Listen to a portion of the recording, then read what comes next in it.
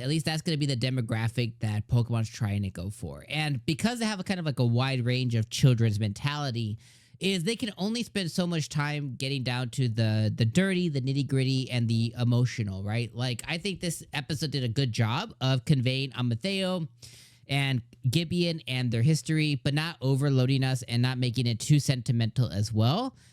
And even the moment where they're talking about Amateo's mother's death, you know, they definitely did mention it, but they didn't spend too much time in it, nor did they spend too much time in Amateo's kind of remorse for it. They just kind of touched on it and then kind of kept it moving. And in that moment, I was like, man, that was like a really emotional thing. Like they should have, you know, done X, Y, Z. But at the same time, I was like, okay, well, the show is for children, and if I had my kids watching it, you know what I mean, which they unfortunately haven't taken too well to Pokemon Horizons. They've only watched like the initial first like batch of episodes, like 15 or so.